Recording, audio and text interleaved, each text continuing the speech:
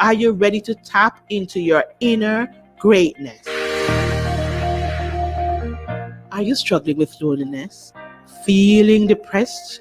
Are you searching for a purpose to live? Are you ready to tap into your inner greatness? Ready to soar to your full potential? Come and be inspired.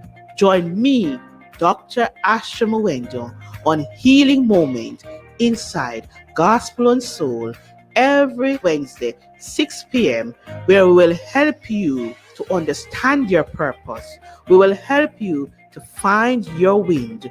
We'll show you how to open your wings and fly. Healing Moments, Fit FM 96.7, your life, your music.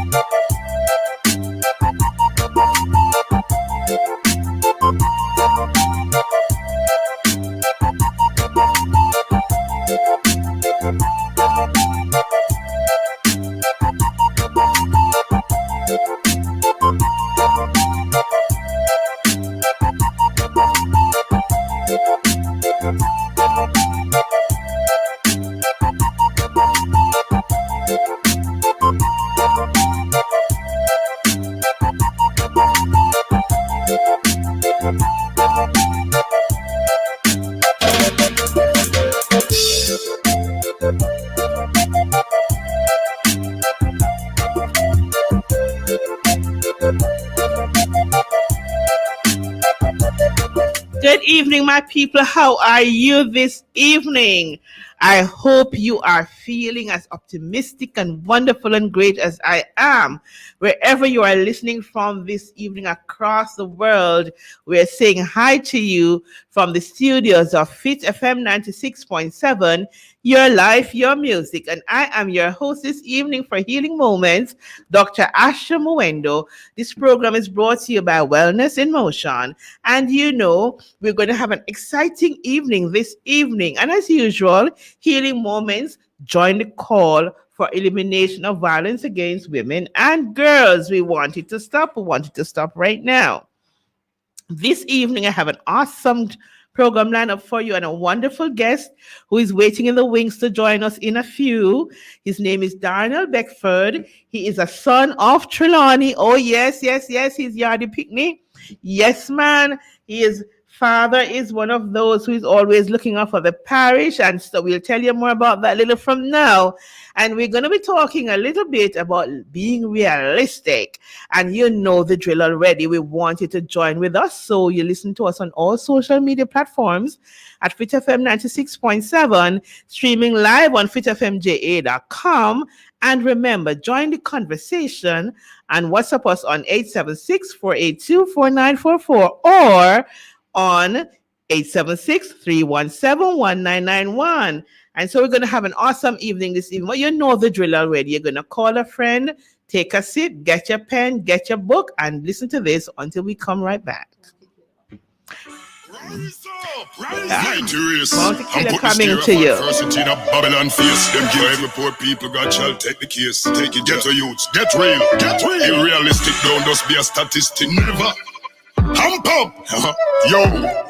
In Babylon we can't cramp up. Good self-esteem. Slow Philistine. Not everything you can achieve in one go. Some things are very hard. But when you overcome that hurdle, you get a sense of real reward.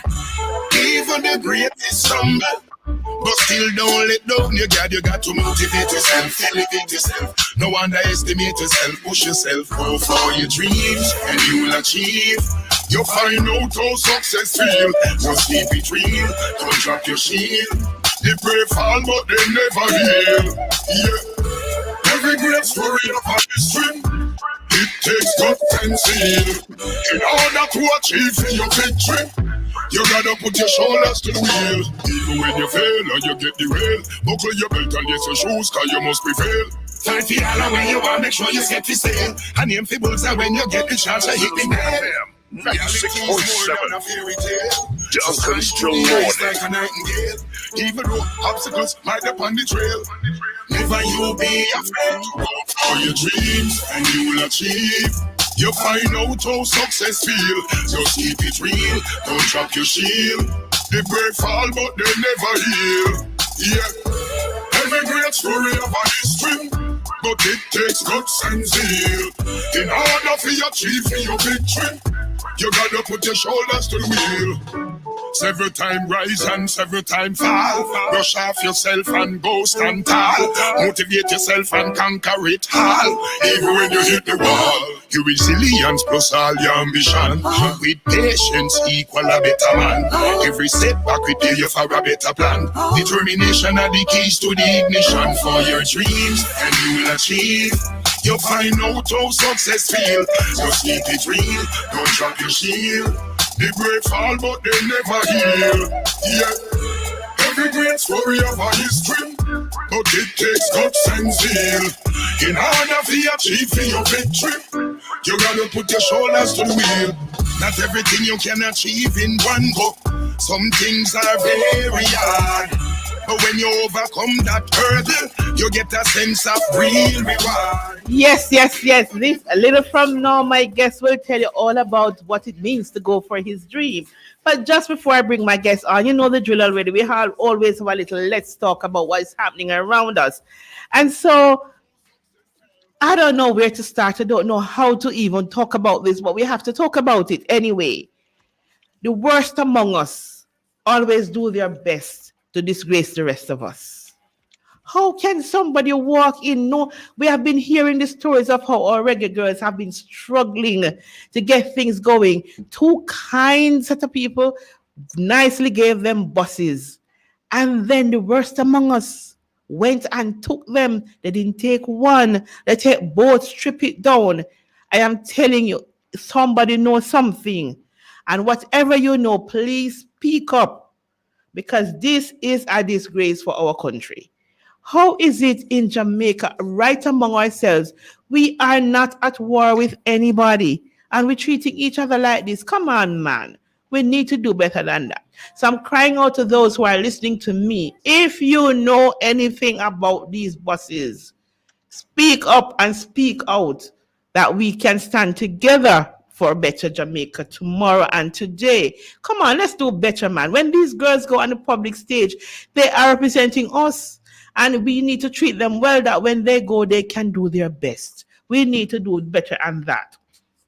And then we had Haiti with all its traumas and dramas and all of this thing continuing. And we must keep praying for them. You know, let us do what we can. Let's start with prayer, and then everybody else who can chip in. Organizations are collecting support for them. If you can, please give. It will go a far way. They say every mickle make a muckle. Give the little you have and make a difference. And then right here in Jamaica, moving on to Cayman, we had Lady Grace. Lady Grace came, but thank God, God brought mercy right along with her. And so therefore, we did not suffer as much as we could have. We have a number of persons flooded out. We have roads flooded out, roads destroyed in some areas. I am really sorry for my family and friends over there in St. Mary, Portland, St. Thomas. Everything come on to get it first. Hush. But we're glad this time it wasn't so bad and you were able to spare the words. Come on and let's work together now to build back quickly, build back better, and build back fast. That Jamaica can go on. Those persons who are out of electricity, I hope you'll get that sorted out pretty soon. I hear that JPS is doing their very best to get a lot of people sorted out as quickly as possible. I am crying out to Digicel and Flow. Please help us do better. This today I was at home and I was unable to work. And I have a number of persons depending on me, and I do need the funds also. And Flow Wi-Fi down in my area in Clarkstown almost all day, and Digicel down almost all day.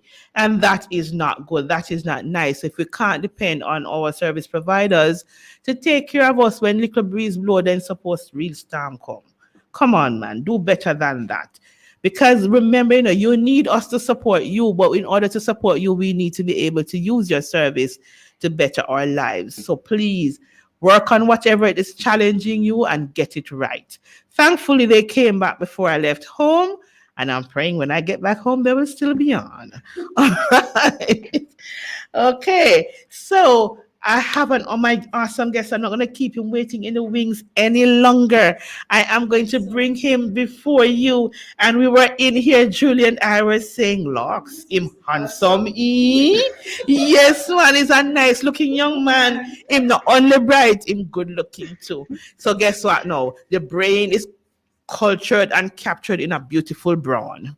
Yes, Master, I'm have it put together real nicely. I'm not going to say anything more because I don't want him get tongue tied and can't talk with we. So before he comes on though, I am going to tell you, I'm not going to tell you nothing much about him because his story is so awesome. I want him to tell you himself. The most I will tell you is that coming on right after this little bit of music will be Darnell Beckford, and he's going to tell you how he journeyed from epilepsy, fight against social norms and expectation, and to become an author to boot, and a number of qualifications to line up with that.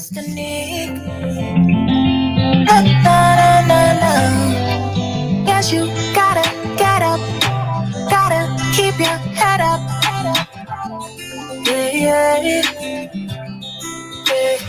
Get up and live, cause in this life you're all you have. All you have. You're a champion, real number one, yeah. Don't let nobody tell you what you cannot have. You're a champion, real number one, yeah. Them said a road rough, I'm not rough enough. I'm too pretty for this, I'm not tough enough. But who are you for tell me what for do? And where were you when the dirty tough?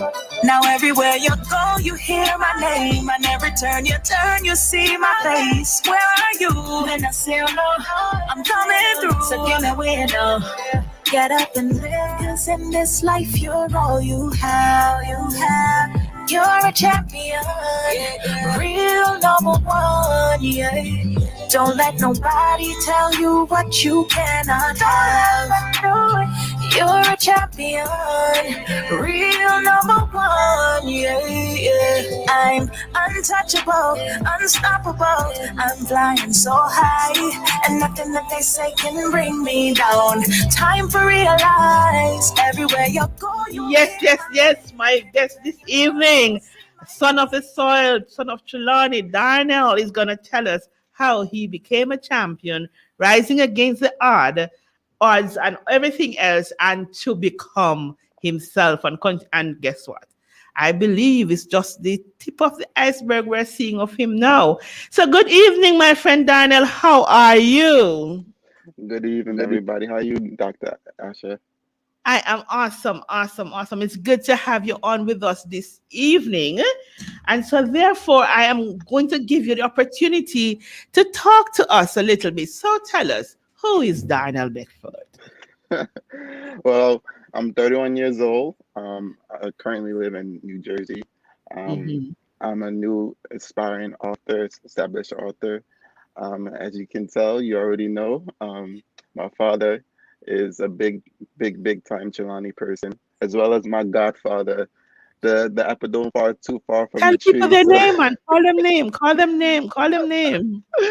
my godfather, Dr. Albert Stoddard, my uncle Clevie, um, Mr. Ben Johnson, the former Olympian, his brother. Um, it's just a long list of people. You know, my cousins, my aunties, everybody from on my father's side come from Chilani. So it's a blessing to even be on this platform. So I know I'm doing something right if back home is calling me and saying to come on a show. So I'm doing Good. something right. Of course you are, my boy. So tell them who your daddy is now. My father is Patrick Bedford, Yeah. OD. He used to run the whole northeast region of the Jamaican diaspora up here Yeah. in America. So, and he is a former athlete himself. Went to NIP school, back school. You know, so he's very well known, as well as Yeah. the whole side of my dad's side is very well known. So, you Hmm. know, Yes, it is so. It is so.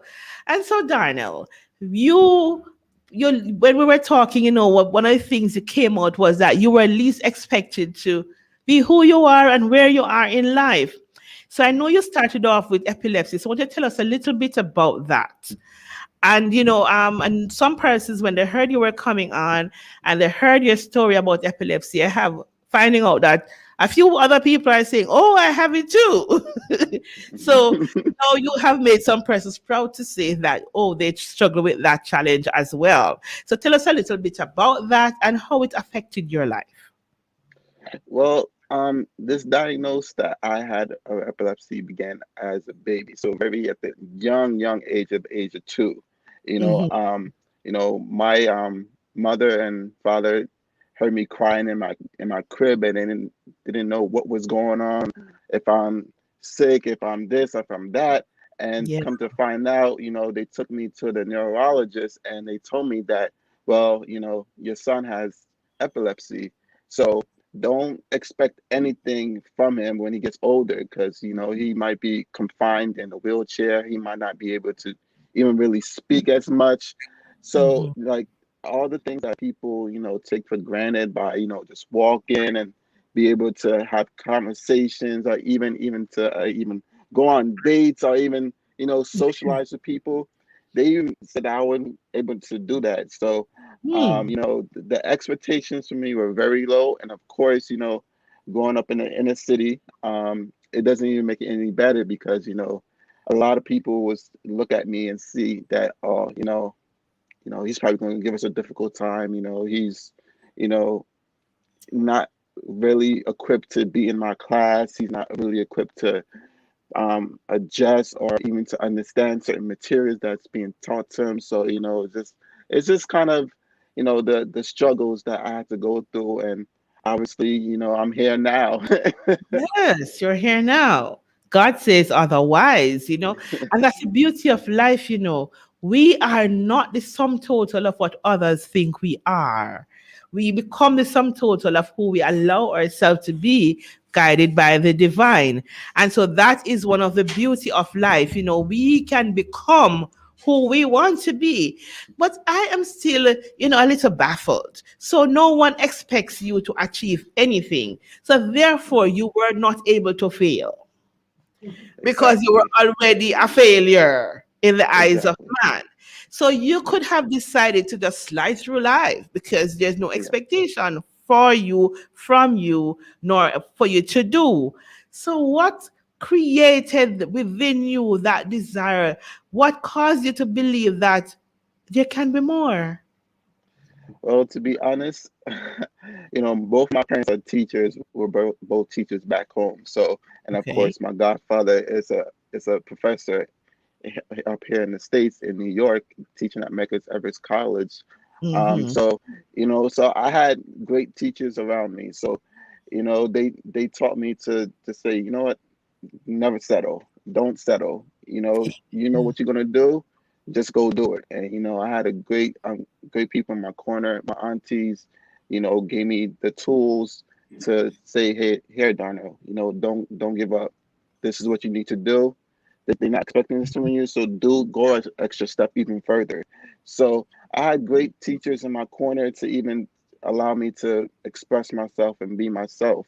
So, and I Awesome. can honestly say that growing up in the inner city, it kind of helped me out even more. It gave me that little extra push that saying, you know what, I'm in this situation.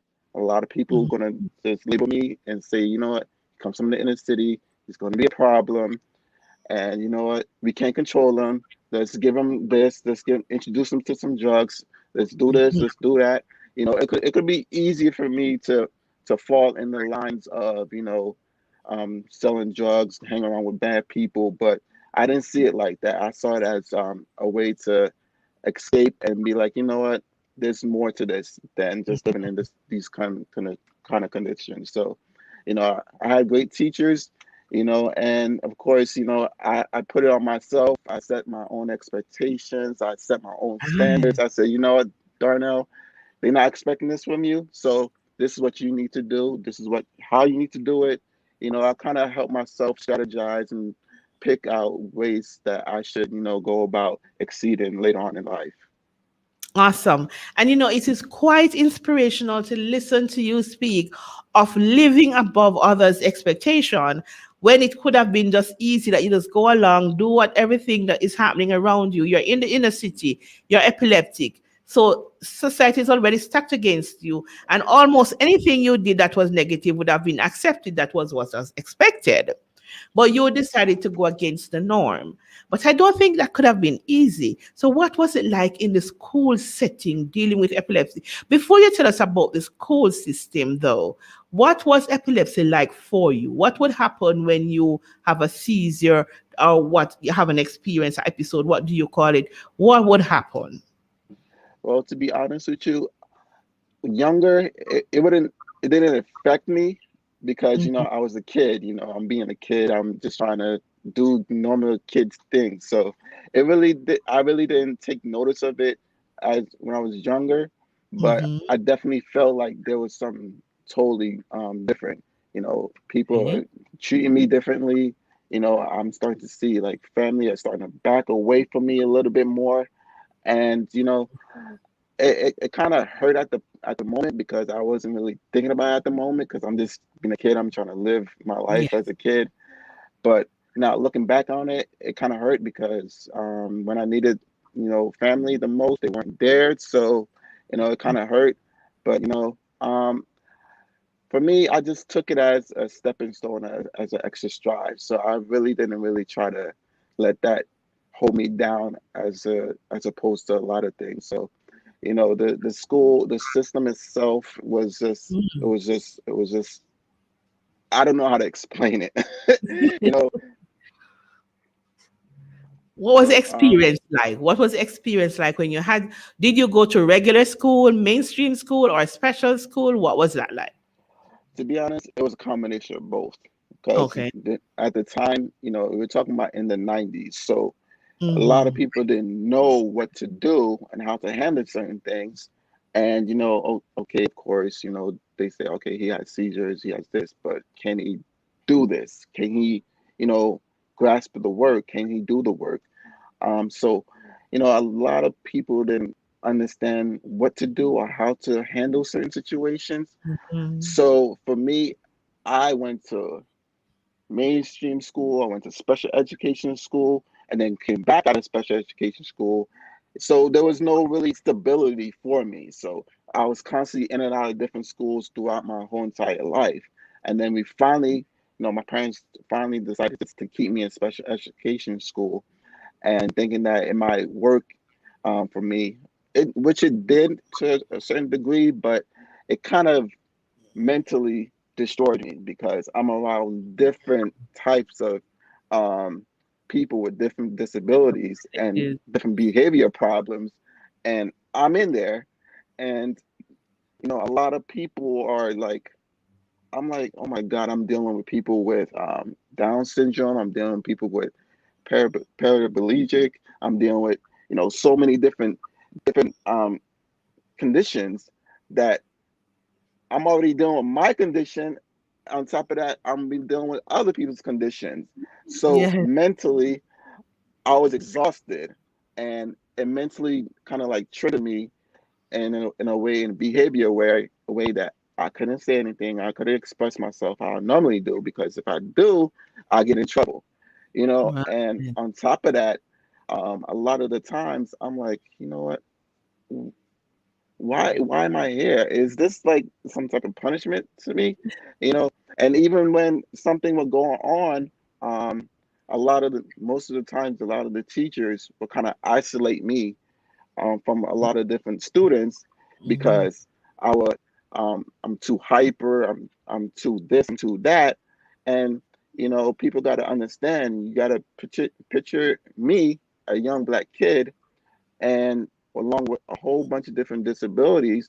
Plus, on top of that, my teachers are majority of them are white, you know, Mhm. and you know, I'm in a situation, I'm in a lose-lose situation, and if I do something, it's a to them it's like I'm misbehaving or Yeah. I'm doing this wrong. So, and this one of the schools that I went to, they had like a little quiet room, and in that quiet room it's just you and you alone.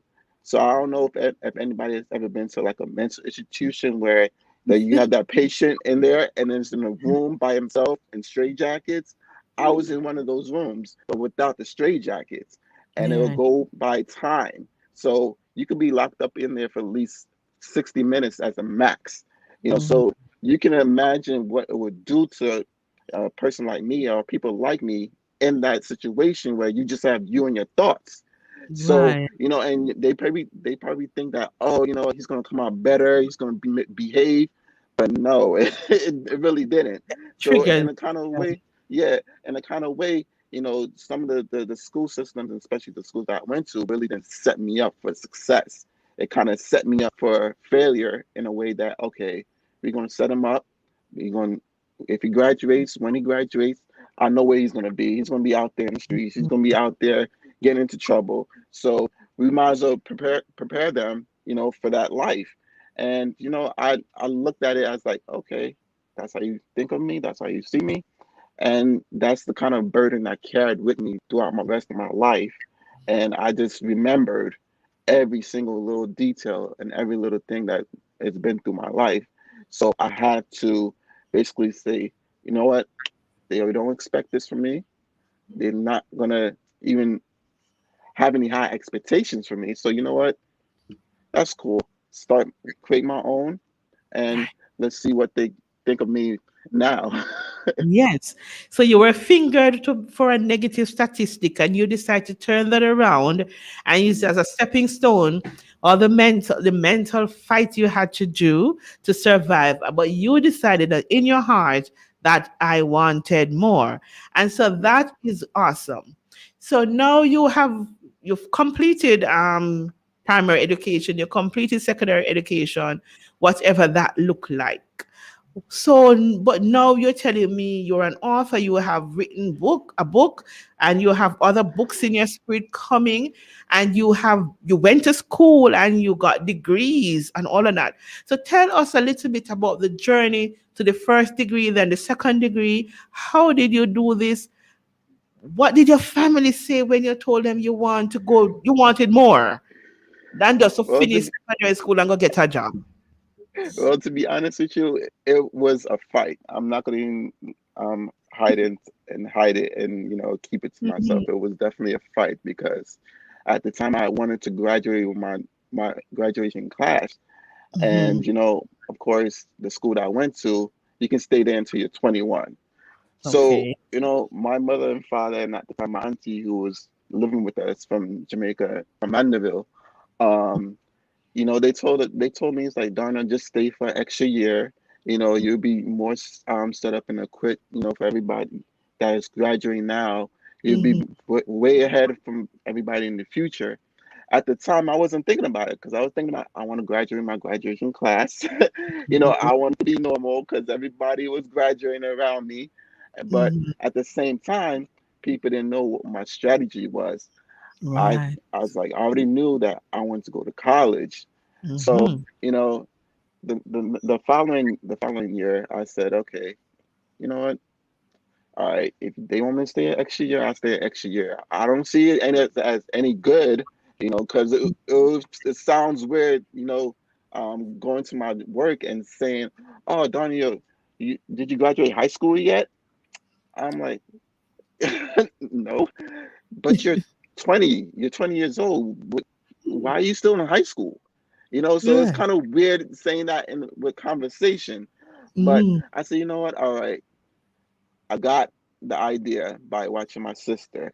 My sister, she was in college, she was going to college and everything like that. Every single time, my father would go with my sister on these trips to colleges, I would soak up everything and I would listen to every single conversation, every single question that my father would ask or, my sister might have. And I would just take notes, mental notes. I'm like, okay, this is what I need to ask. So, my father and I, we decided to go to Florida because originally I wanted to be in the music business. I wanted to study Right. music business as far as, A&R and being a behind the scenes type of person. But, it didn't work out. We went to another school in Florida called Beacon. Um, this college was set up just like my high school, right? Special education, a lot of different people. So I said, if I would have went there, I would definitely lose my mind. So I said, all right, all right. I was like, there's no other alternative, And plus, my mother always wanted me to go to community college, Raritan Valley Mm-hmm. Community College. So she kind of got her wish secretly because she was hoping that I would stay in New Jersey and go to Raritan. So Mm-hmm. I went there, applied, I picked a major, and then from there I just started, slowly taking everything step by Mm-hmm. step. And I graduated with my associates in food and beverage management, you know, with a GPA of 3.03. Look at During that. that time, I made the dean's list like about 10 or 12 times each Wow. semester. And I was like, you know what? And each time I would get those letters, I would give it to my mom and my dad, and I would just walk away because I already knew in myself that I can do it. But a lot Yes. of people really didn't think I can make the dean's list. They would say, college not for everybody, anything like Mm-hmm. that. But I always tell myself, like, how do you not know college is not for everybody? Did you Right. interview everybody? Like, did you ask everybody? So how Yes. would you know if college is not for everybody? But Mm-hmm. I say, you know what? I need something more than this because I can get by with a high school diploma, especially living here in America. And not only that, I'm a young black man, out here in society, so they really not gonna expect anything from me anyway. So after that, um, graduated, you know, um, I was walking across the stage, they called my name, everybody's screaming my name, but I didn't hear anything. I was just walking and getting my diploma and going. But after that, I was like, you know what? I didn't graduate with honors. And that was the main goal that I wanted to do, graduate with honors. I was Right. like, I was so angry walking across the stage, but it didn't show because I didn't graduate with honors. And I said, Mm-hmm. you know what? I have to graduate with honors the next school I go to. So that's transition to Berkeley College, where I got my other degree in business management, Mm-hmm. graduated with a GPA of 3.57, semi cum Okay. laude. So I said, yes, I graduated with honors. So I can have all the bragging rights in my family that says, how many of you guys graduate with honors from a 4-year college? So, Right. that meant a lot to me graduating with honors. And that wasn't my parents' standards. That was not my family standards. That was my own standards. I said, you know what? I need Yeah. more than this. I got to get more than this. So this was my opportunity to do so. And plus, of course, I'm paying it out of my own pocket. My mom and my dad were not helping me pay for any of the schooling. It was all Mhm. me. So that's was like my journey through both, the high school stage and through the Mhm. college stage. So it was a Awesome. lot. Awesome. And you said something really, really important. The achievements you gained were not filling the expectation of your parents or anybody else. They were expectations you set for yourself. So the person you were working and competing against, the person you're working on pleasing was you. They are your goals, your visions. And when you didn't meet it the first time, you say, okay, come on now, I've got to do it. And I'm going to do it this time around. And I'm going to do this again. And I'm going to get it right. You were working towards your own standards. And I want my listeners to listen this evening and understand the only person's goal you need to achieve is yours. So if you are sitting somewhere this evening and believing you can't, listen to Darnell, who no one expected anything from, and look at him now. Look at him now. Talking about 3.0 and 3.7 GPA average. Come on. Who would he's epileptic? He's black. Coming from the inner city. He is in the US. Nothing is expected of him more than for him to stay black and die up and do something crazy in between. But he decided that he wanted more. Before I bring Darnell back to you, I want to shout out to my listeners, all of you listening in on all the social media platforms. We thank you for joining us on YouTube, live streaming, on radio. And to my Facebook friends, I want to big you up, Lahalia, Melcinda, Mr. Fitness for Life, my faithful listeners. I want to big you up, those who I'm seeing just now. And for those who I'm not seeing, I want to big you up as well. Thank you for tuning in. I'm Dr. Asha Mwendo, your host. You are listening to Fit FM 96.7, and the program is Healing Moments. And my guest this evening is awesome Trelawney, young man, young boy, handsome. My Julia, no stop talking. The young man, handsome. No, listen to me. It's not Queen Dree show. No talk about. I'm glad you fixed that up. She fixed it up. She said you could be her son. I will work with that. I will work with that. Really, really handsome young man. Good physique. You can see it, and handsome and brilliant. And what I even love more about Darnell is his resilience, his willingness to rise above the norms, his willingness to rise above the expectations, his willingness to not sweat the small stuff, and to show that he is different. He has something within him. The temptation to go crazy, he did not accept it. The temptation to stay as a negative statistic, he did not accept it. He decided to work hard, not only at bookwork, but work hard at earning money enough to pay for himself to go to school. So saying to you this evening, if you are listening on with much ambition, great determination, and little help, you can achieve more. And Darnell is here telling us all about it.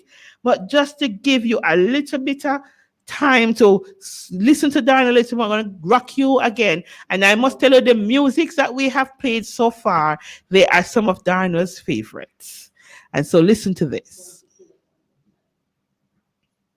Rise up, rise mighty race, and put this tear of adversity in a Babylon face. Them give every poor people God shall take the case. Take it, get to youths, get real, Irrealistic, don't just be a statistic. Never hump up, yo. In a Babylon we can't cramp up. Good self-esteem, slow Philistine.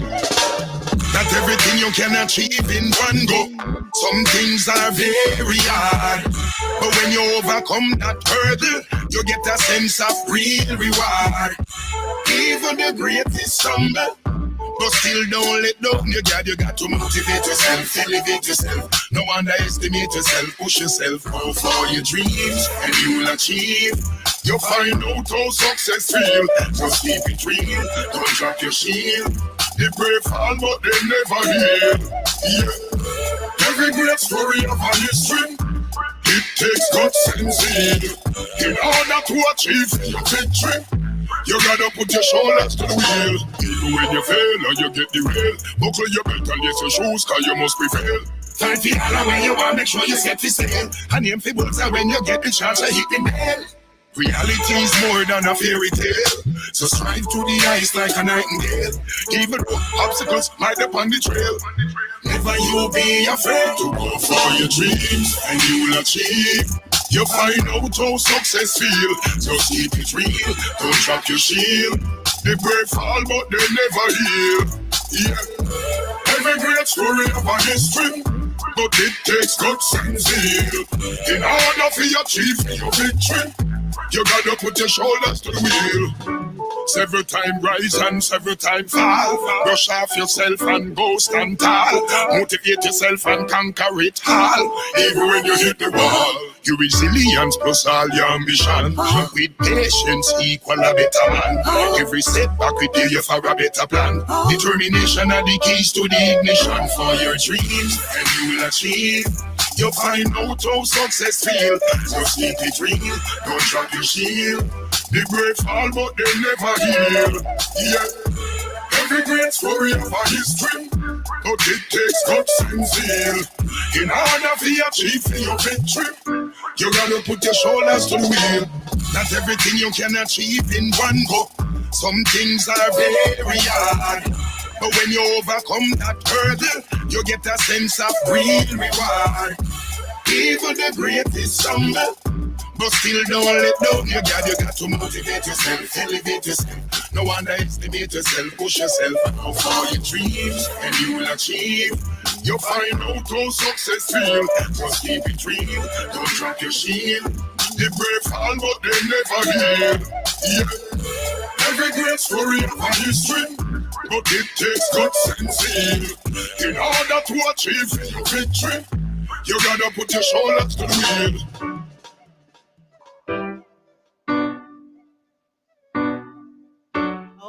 Okay. So you listen to Bounty Killer speaking Darnell's reality. He put his shoulder to the wheel and he decided to live his own reality. You know, I'm talking about nobody else own, right? So I want to big up my listener, Carly. It's good to have you on.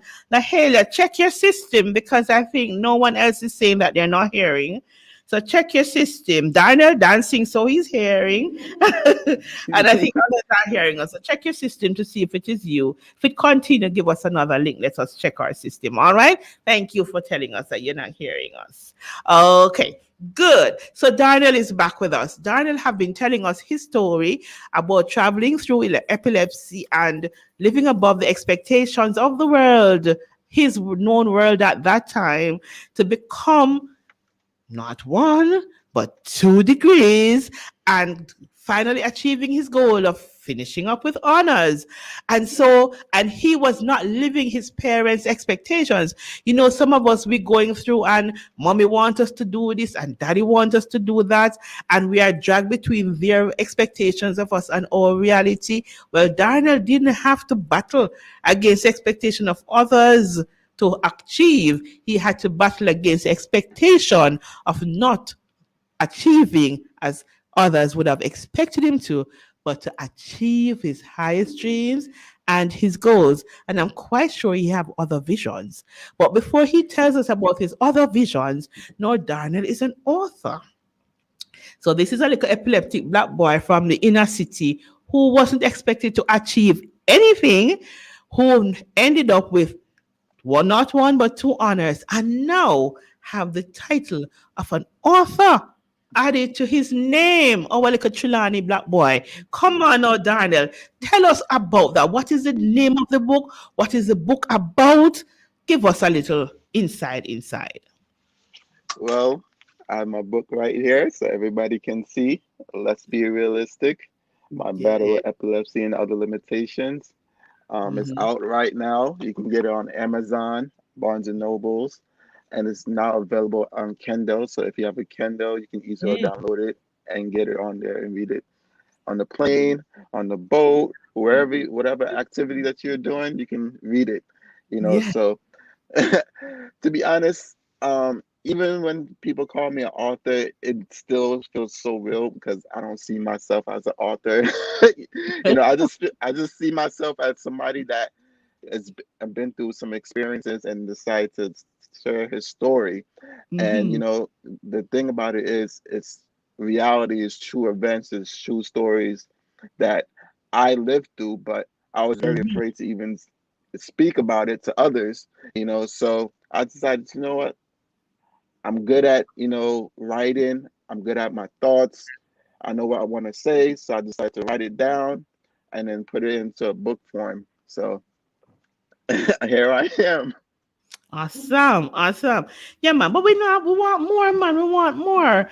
While we big up our listeners again, we have Miss Beth, sister, my sister in studio, girl. Bev Moonchild is on. Felicia the Dean is on listening, and a number of listeners are on. But Bev Moonchild says, "Life is what you make of it," and that is what Darnell is doing, making of it. So, Darnell, tell us a little bit more than just what the book name and it's not a little journal, it's a book. You're an author, guy. You're an author. Accept it. Walla in it. Walla in it. Yeah. So tell us a little bit more of what the book contains. Don't give us everything. No, let's go buy our own and Mhm. read it. But give us a little bit of what the book is about and what it meant to you to write it and then to publish it. Well, it meant a lot to me because it was a lot of different emotions, a lot of Mm-hmm. different pain that I had to reveal that I'm not Mm-hmm. good at the moment. Of course, as men, we're not good at showing our emotions, and we don't want to Yeah. show how we feel and stuff like that. So I was like, you know what? Let me just beat that dead horse, and you know what? Let me be the first man right now to kind of just say, you know what? I'm gonna express my emotions. I'm gonna express how I feel and what I Mm-hmm. was going through. And one of the chapters in my book, I'm not gonna say which chapter, No, don't but tell us which one. Just tell us about so it. the people have to. For those who got it, they know what chapter I'm talking about. For those who didn't get it, continue to get it, and you'll see what chapter I'm talking about. But one of the chapters I just talked about, like there's so many different emotions and the so many different things that I was feeling at the time Mm-hmm. and what I was going through that nobody really understand. And then I kind of put that in there and then Mm-hmm. kind of detailed my struggles going through it. So it was it was definitely tough to even write this book because I Mm-hmm. wasn't sure if I really even want to write this book because I just wanted to document this as a journal entry. But I said, you know what? Let me just do it. Yeah. And then of course, after I was done with the first chapter, first couple of pages, I showed it to my father, and Mm-hmm. my father's an excited person. So when he Yeah. saw it, he was like, "Wait, hold on, Daniel, Mm-hmm. you write this book? You write this?" I'm like, "Yes." He said, "No, no, no, this is good. No, Yes. no, we have to give this to somebody." And then it just took off like wildfire. So, Yes. so I have to big up my father for that, for introducing me to my publisher, Michael White and My Media Group. It's a black-owned publishing company, and that was another thing that meant a lot to me because I support small businesses and I support black-owned businesses, and I believe in that. So it was very important for me to do that, and not a lot of people know this, but I own the rights to the book. I own the rights to everything. So that's is another big thing that not a lot Mhm. of people like us are even capable of doing, is owning rights to our own stuff and having Amen. our own creativity. For that. So that also meant a lot to me. So just the whole journey for this book was unbelievable. Even when I was done with the book, my father was like, "So how are you gonna market this book?" Yeah. I remember it to this day. He's like, "How are you gonna market this book?" Because I had some people. I said, "I got it. Don't don't worry about it," because I believe that if I want to do something, I have to find my own way and see if I fail at it or I Mm-hmm. succeed at it. So Right. I said, you know what? I got a strategy. So what I decided to do was, I decided to reach out on social media, reach out to different people, and what Mm-hmm. I did was I contacted a couple of people that had magazines, and Right. and that's another thing that I want to suggest to people is go and find the small mom and pop local magazines because you don't know how big of a reach that they can be, and Mm-hmm. when you make it big or you go to the big magazines and the corporations, you can go back and say, you know what, I'd rather deal with you guys because I had a great experience and I know what I'm getting. And not Right. only that, but you know, eh, you're starting to see that the small market and the mom and pops is starting to have a more bigger reach than the actual big companies. So Mm-hmm. I decided to go after those, and I said I don't really care if you have 3 followers, 100 followers, 1,000 followers, but to me, in my eyes, those 3 followers, in my eyes, are more like 30,000 followers. Those 1,000 followers are more like 1 million followers. So Right. that's how I viewed it. So I decided to go with different outlets. I've been on the cover of this new edition of magazine called Stardom Magazine 101. I Mm-hmm. wrote articles and the Grind Report, the different media outlets, the Zangler News by this brother named Percy Crawford out of Louisiana. I decided to tap in these small markets because I know that they know me, and then when people, the big magazine companies look back, they're going to see, okay, so what have he been in? They can look Mm-hmm. back at the small, the local, and be like, oh, he was in this, he was in this, he was in Yeah. this, he was in this, he was in that, he was in that. And this is what the marketing strategy I came up with. Nobody didn't come up with the strategy but me. So I said, you know what, I'm Hmm. tapping in these small markets, and they're going to have reach. And since I've been doing that, a lot of people have been reaching out to me to give me interviews and say, hey, I want to do an interview on you. So I want to give a major shout out to Mr. Maurice Stewart, um, and this whole CCV family, Big News Media. He was the first person that was able to interview me and put me in an article, and then it Wow. led to Gospel Brian Radio, which was a gospel station out there. I'm down south in Alabama.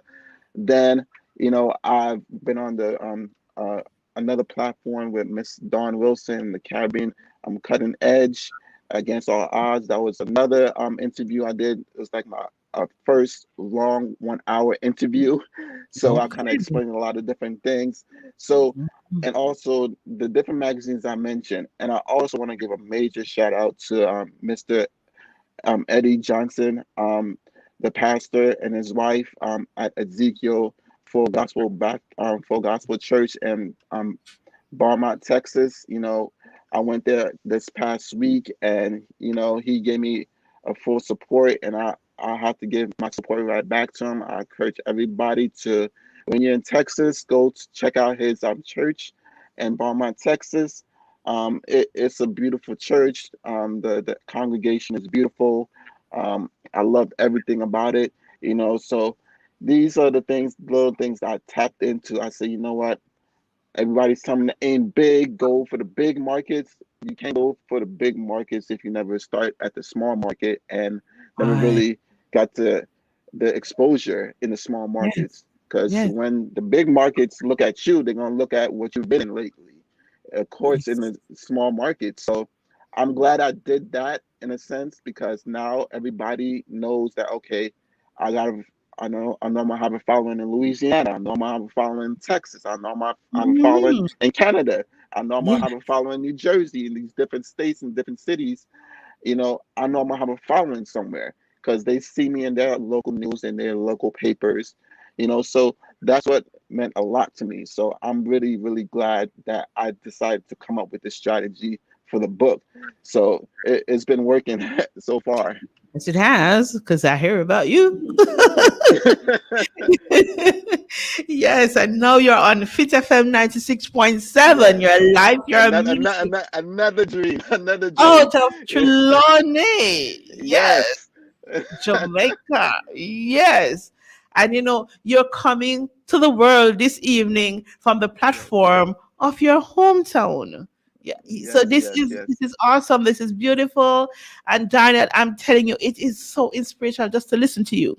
So we're gonna step away from the book a little bit. We're gonna step away from your story a little bit, but using it as your flip flop story now. How would you encourage some young man, some young woman, maybe somebody my age? Now, I tell you how I do, but somebody my age, you know, encourage somebody who feels that the world is stuck against them, they can't achieve, they can't be, but you're going to say to them, they can. Speak to somebody. Well, to be honest with you, if society is telling you that, take it Mm-hmm. take it as a motivation, take it as an extra chip, because those same people that doubted you and say all those things to you are going to be the same people that's going to come to you when you at a certain level in your life and success. Mm-hmm. So I'll just tell them, listen, take that and remember what they said to you, Yeah. because the things that they say to you is going to be the things that elevate you to a Mm-hmm. higher height. And that's what I learned. And also, remember, the odds are stacked against us regardless, no matter what we do. So True. we always have to think and do 10 to 20 steps ahead and more than the Amen. average people. So we always have to continue to prove to others that we belong in a certain society, a certain group. We have to continue to show that we do belong in certain economic standards. So, we constantly have to be proven to a lot of people, but to me, that's nothing new to us as people because we constantly have to prove it regardless. So Mm-hmm. I encourage them to say, you know what, take that, run with it, because I did. No expectations, low to none expectations. I finished high school. I finished college twice with two different degrees, and now all of a sudden, I accomplished something by writing a book about my different experiences and my different trials and struggles that I went through. So use that and continue to run with it, because if you can do it and they don't think you can't do it, tell yourself you can do it, because that's what important. That's what really matters. Is what you think, not what others think. Mm-hmm. It's very important, very important. Well said, Darnell. So, are we looking towards book number two soon? Well, it all depends on the people and if they want a Mm-hmm. second book. Now, if the Oh, people come want a on, second Darnell. book, Remember, you don't know me. What the- people want you to do, you do what you want to do. Don't give us that. Oh, come on. Yeah, well, but it's true. I don't want to be premature about things. Yes. But if the people want a second book, I will give them a second book. But it Okay. all depends on the sex of this book. Now, Yeah. you guys gonna have to make this a very successful book if you Yeah. guys want a second book. So if you keep, Okay, so I'll keep my everyone in promise. Radio Land, you So hear it? Come on, yes, Darnell, tell them one more time how they can come and make this book a success, that we get another one, another inspirational book from you. Come on now, yes. tell them one more time, how do they get the book, the name of the book, and how they Listen, get it? listen. Just go to Amazon.com, Mm-hmm. Barnes and Nobles, and get it on eKindle. Now, if you guys make this book a success, I will give you book number two. Now you guys got to make it a success in order for me to Yes. give you a second book. So I'll hold my end of the bargain. The ball's in your court now. Remind them of the name of the book again. Let's be realistic. My battle with epilepsy and other limitations. So I suggest everybody get this book right here. It's more Mm-hmm. than just about my disability. The real story is about the limitations that I really had to face and I had to go through in order to be the person I am here today. Amen. So there you have it. Go buy Darner's book that tells you about not simply his disability and his limitation, but what Darnell failed to tell you is the book really talks about his ability to overcome. So he did not focus on his disability. What he did was build on his abilities. And so therefore, he just did it the different way, but he did it anyhow. What is it you want to do that you think you cannot do? What is it you want to do that the world told you you cannot do? You want to find that inspiration, you want to find that motivation? Go get Darner's book. Let's go be realistic, right? So let's go Yes, be realistic and get Darner book. Darner, it's just so wonderful having you with us this evening. Before you sign off, I normally like my inspirational guest to take one more dip at inspiring a soul that is falling through the gap and just feel like it's over, it's done, I can't do more. They don't expect anything from me anyway. So I'm just going to let go. Just speak to the heart of one young person, one old person, one in between person, somebody who just don't know how. They just feel like they can't do it. So I want you to inspire someone before you walk off this stage this evening to remain on the stage of life and to become their best self yet. Well, what I would tell to those people is continue to fight the fight. And Mhm.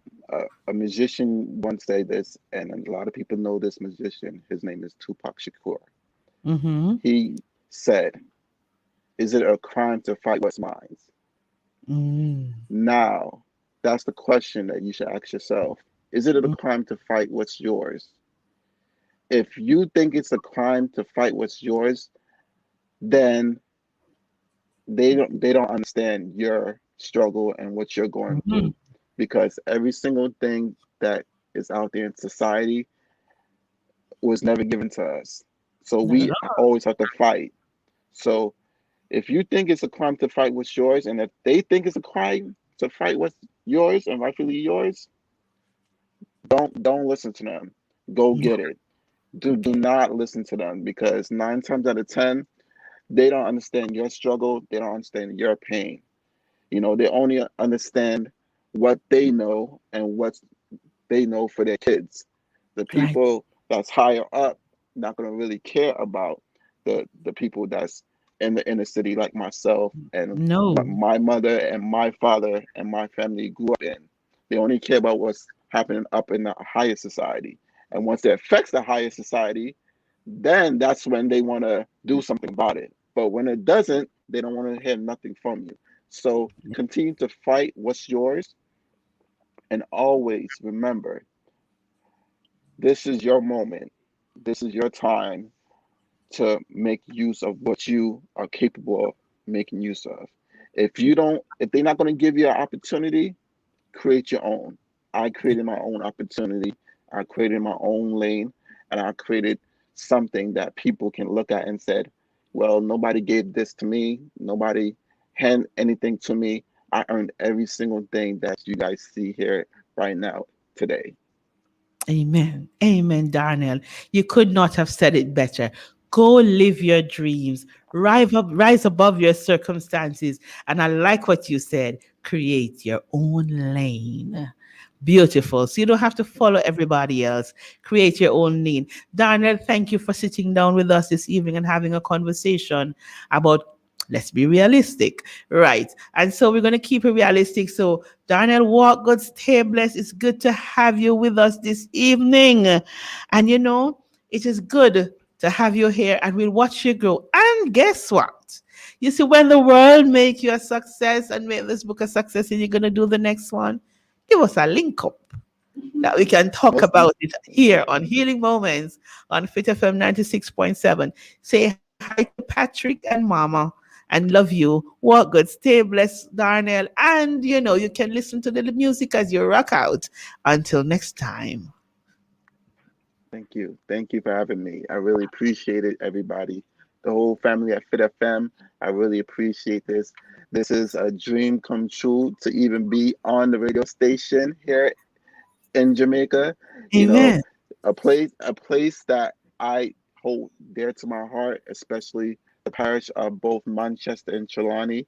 Not a lot of people know this, but my auntie used to have her first place was in Falmouth, Trelawney, behind my grandmother's sister's bar. And I used Mm. to stay with her and I used to live with her in Falmouth, Oh, Trelawney. And the space was very, very, very tight, but she would always give me the bed and the food time, and she would find somewhere to sleep. So I wow. really appreciate the love and the amount of respect.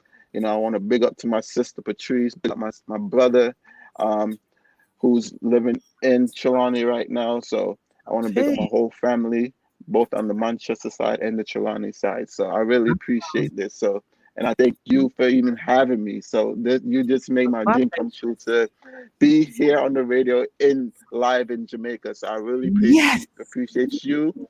I really appreciate your whole staff. I really, really appreciate it. Yes, my brother. Stay blessed. Walk good. And you know, I didn't even know about the Manchester link up because Manchester is my hometown. And I'm here Yes. having a honey. So Yes. yeah, yeah. So stay blessed. We will continue our conversation. We'll talk again. And we're gonna be right there with you when the second book comes out. We might even help you name it too. All right. Stay blessed, my dear. Love you. I love you. It's the Nick. Na, na, na, na. Yes, you gotta get up, gotta keep your head up. Yeah. Get up and live, cause in this life you're all you have. All you have. You're a champion, real number one, yeah. Don't let nobody tell you what you cannot have.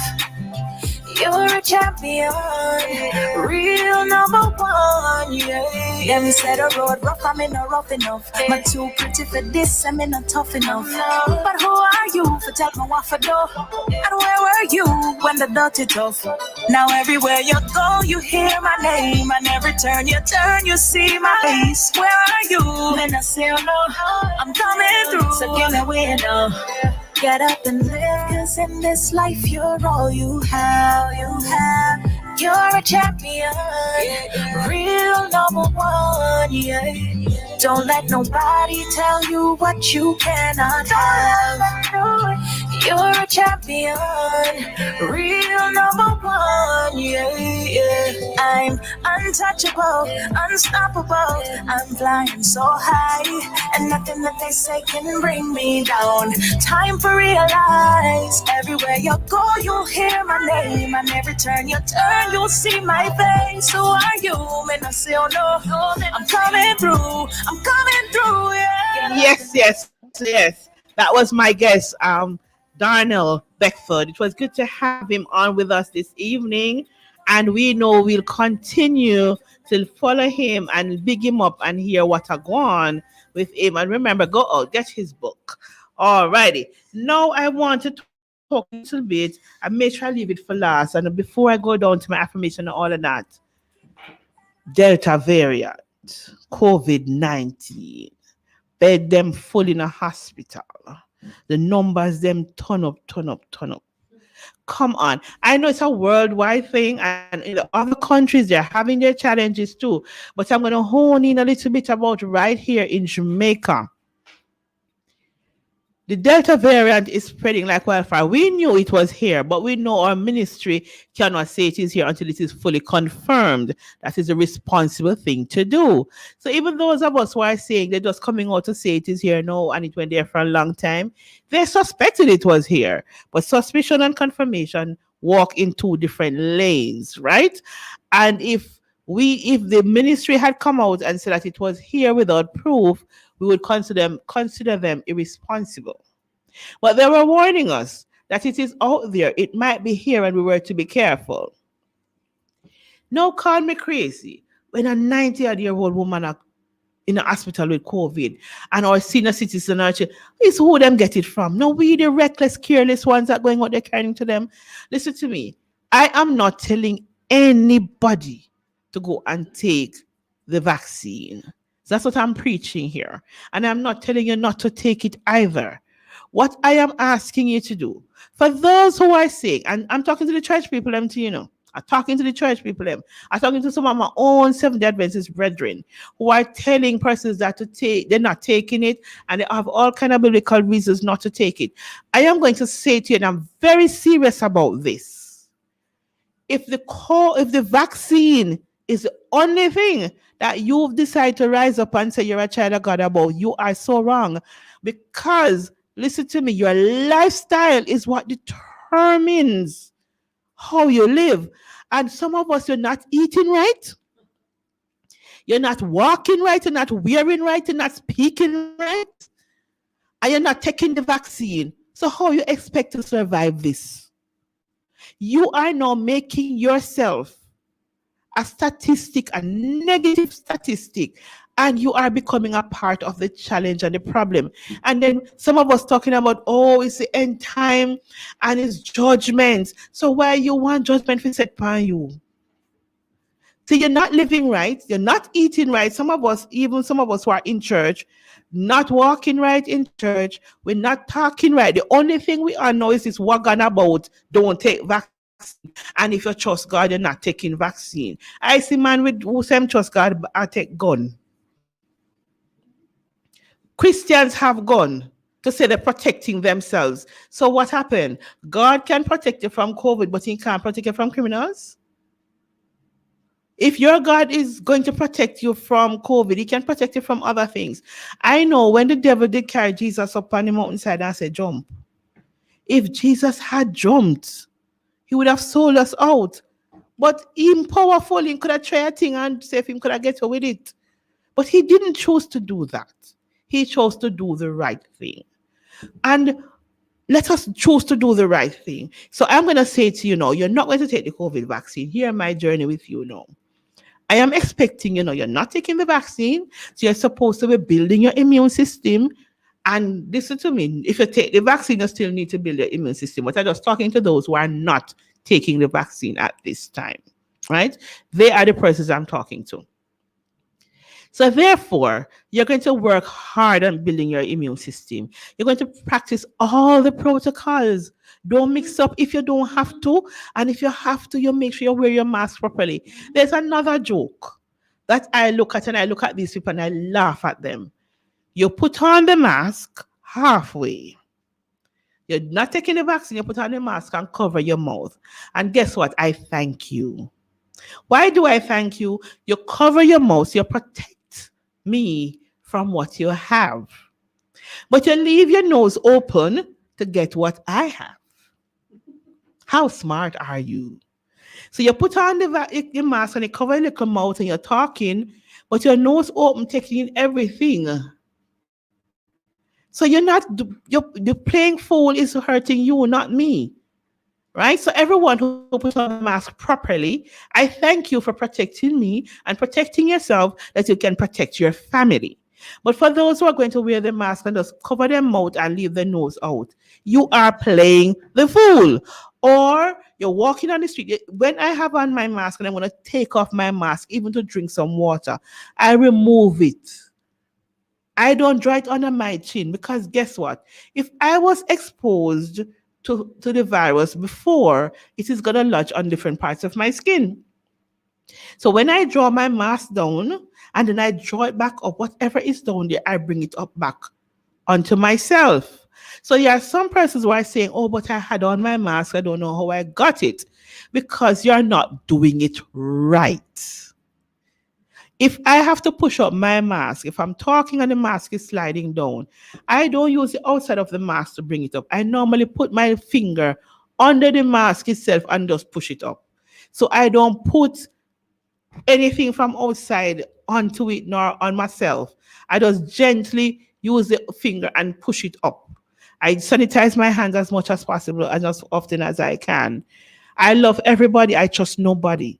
Because for me, COVID is like HIV. Some who have it don't know. Right? Some have it, don't know. And the government was able to send away 20 samples and get the result that positive 20. Think about all those persons who came in touch with those 20 persons and all the other persons and who these 20 persons get it from. I don't know what the chain is. I don't know if these persons that were tested came into the country with it. I don't know. So I'm not talking from a place of facts now. I'm talking a place of probability. The possibility that exists, how they could have gotten it. But the fact is 20 get it, that mean more out there with it. And with the number of persons that we are seeing getting into the hospitals, I'm believing 3/4 of them in there might be in there with the variant. Persons, young people who consider themselves young, strong, and fit with no comorbidities are dying just like that. Look at the young manager that died recently. She was considered a healthy person, But she died anyway within a week of being diagnosed and admitted in the hospital, and then she's dead.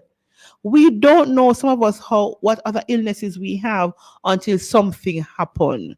A lot of women who had HIV didn't know until they went to have a baby.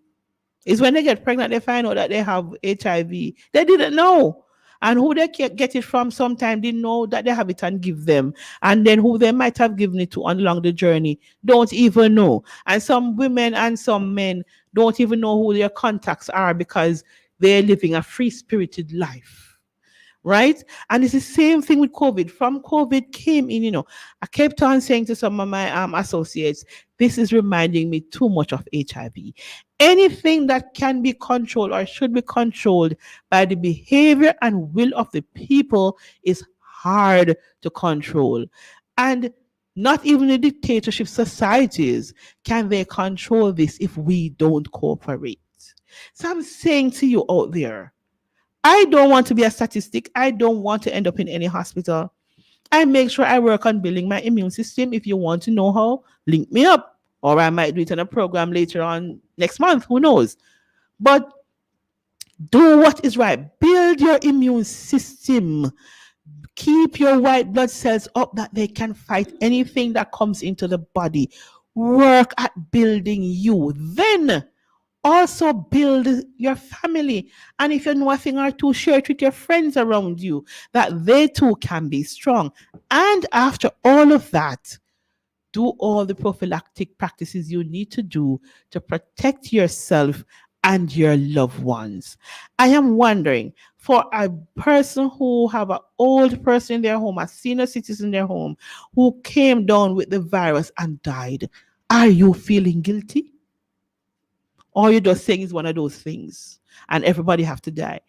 I was in a taxi last week. I think it was last week. Yeah, last week, Friday to be exact. So I was in Falmouth, took a taxi to go down to the library. The gentleman came into the back and he didn't have on his mask. So I did not address him because it's not my business. I talked to the business owner. I turned to the taxi driver and I said to him, if I knew you were going to take up another passenger, maybe I wouldn't have come because I was willing to pay for you to take me alone. However, if your passenger will put on his mask, then I'll continue the journey. If your passenger refuses to put on his mask, you'll have to leave me here because I will not continue the journey with him, even though I have my mask on. So the driver now turned to the gentleman and said to him, put on your mask. The gentleman said, we don't know what this woman a play. Everybody have to dead for something. Listen to me. Everybody have to die from something. I don't know how I will die. My choice is to go to my bed and then wake up judgment morning and find out somebody dead. So I don't want even one know somebody dead. You understand me? I want to pray, say my prayers, drink my water, lie down on my bed, say my prayers, drop asleep, and wake up judgment morning when the first trumpet blow. And then I say, well, clear, me dead, me never know. That is how I want to go. That's my choice. However, if that is not the Lord's choice, I am still not going to work on making it hard for myself. I don't want to die lonely in any ward, in any hospital, with no holy tube, and I have a concern. I'm not going to say this one this evening, but I'm going to leave it for another evening. When it comes to those tubes that they're using in the hospital to ventilate and all those things, I am thinking something, but I'm not going to speak my something right now. I'm going to do some checks to see how this thing works out. You understand me? But I don't want, for the best effort of all my nurses, I so admire them. I so respect them. But with the best effort of all our nurses, the best effort of all our overworked nurses and doctors and other medical staff, with due respect to them, I do not want to die in any ward with them keeping my company. I don't want it. And I don't want to give my family that drama and trauma of knowing that you are in there and can't even find out how you're doing because now you're at the stage where on a ventilator, you can't go up on the phone, go Facebook them, so they can't know what is happening with you. I don't want to be part of that story. And I don't want to read that story for any of my family nor friends. Come on. I am imploring us. Let's get it right. You're not going to take the vaccine. Do everything, because I am telling you, you don't have to take the vaccine not to get COVID. It's the truth. And you don't have to take the vaccine to recover well if you get it. But it takes a responsible lifestyle to do that. So if you plan to walk that journey, come on, man, let us plan to do it right. And if you don't know how to do it, get help to do it if you determine not to take the vaccine. However, I am saying to you, all things being equal, go and go take the vaccine. It's the simplest and the easiest way to ensure that even if you come down with the virus, you have the more likelihood of recovering and not ending up in the hospital, taking up a bed for a diabetic patient or somebody else who really should have been getting that bed that your carelessness is holding up. Do better. I know the hospitals can't do what I am thinking, but I'm going to say it anyway. Some of us who live reckless lives, you go to party, you don't put on your mask, and you don't take the vaccine, you're living these reckless lives, and you come down with COVID, and you get so bad that you need to go to the hospital. They need to tell your hospital full, go and die somewhere else, because we need the bed for the regular people who are sick and can't do nothing about it. Because some of us are just simply being careless. Now, for those of us who are doing our very best, and then you come down with the COVID because of negligence or accident of others, my heart goes out to you. My heart goes out to the families who are mourning. My heart goes out to you. I'm saying to you, if you are listening to me right now and you do not know how to protect yourself by using your diet and using nature's garden as your pharmacy, reach out to me. I will help you. I prefer to help you now than see you as a statistical number tomorrow. And we want the numbers to go down. Not only for school's sake, but for everything's sake, for our financial sake, for every reason. We want to get it right in Jamaica. We are known for some awesome things. Can we be known also to get COVID right after all? Even though we mess up so much, can we be known to get it right, fix it, and then show the world how to recover and flip our game and do what is right? Come on, people, if you're listening to me, and for those listening to me in other countries, be responsible too and follow the regulations of where you live and do what it takes to be right. And if you're all planning to come to Jamaica for a visit, sort out yourself before you come. We don't want you to bring us anything that don't come into barrel and in packages and come through bank accounts. We don't want you to bring anything else otherwise. Bring your love, bring your blessing, bring your grace. We don't want no diseases. And when you are going to leave us, we don't want you to take anything bad back to your family either. So let us get it right. The hotel workers who are coming down, come on, you are frontline workers too, you know. It's not only doctors and nurses are considered frontline. You are frontline workers too. Do what is right to protect yourself and your family. Be responsible. All right. I don't think there's any other way I can tell you that you don't understand unless I was going to speak in tongues. And if I speak in tongues, not everybody will understand. And when I say tongues, I mean other languages. Right? So, therefore, we're going to catch our breath until Julia go and play one little something. And then we go into our affirmation and go to the yard.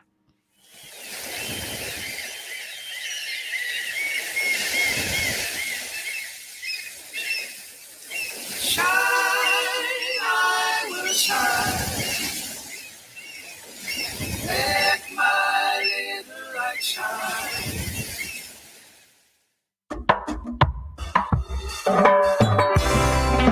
I will shine. Oh yeah.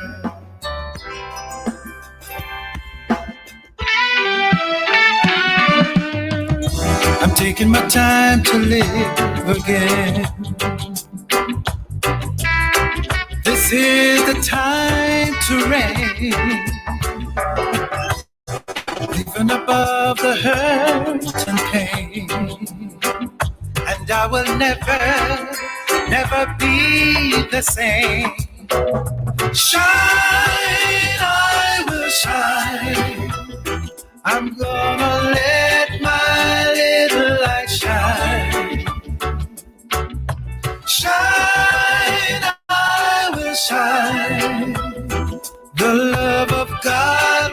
will shine through me.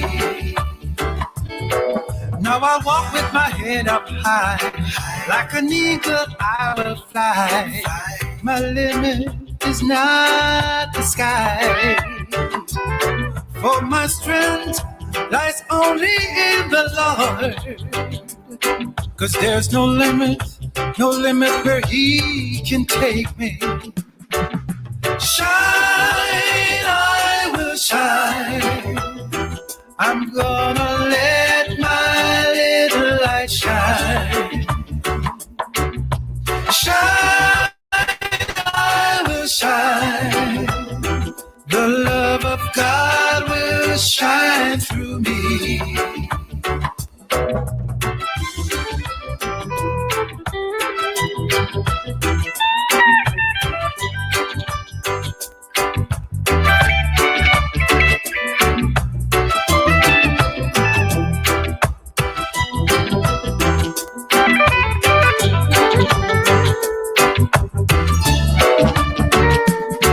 Now I walk with my head up high, like an eagle I will fly.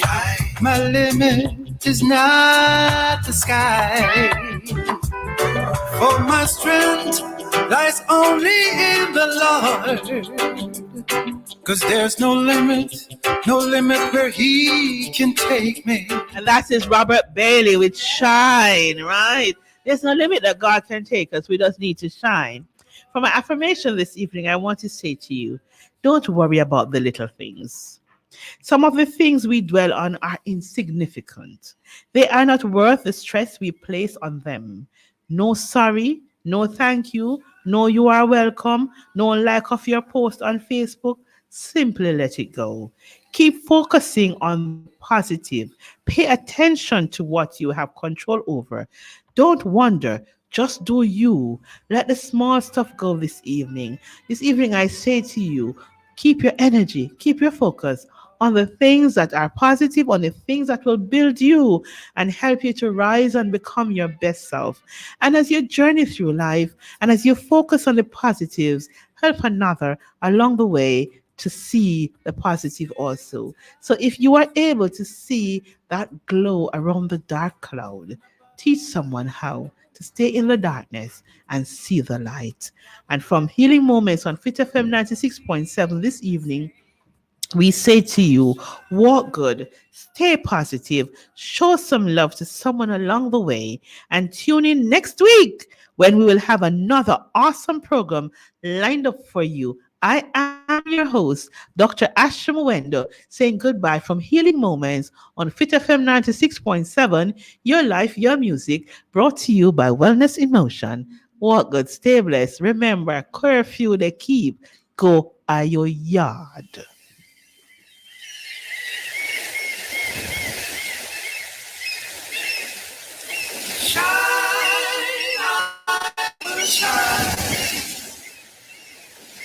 Let my little light shine.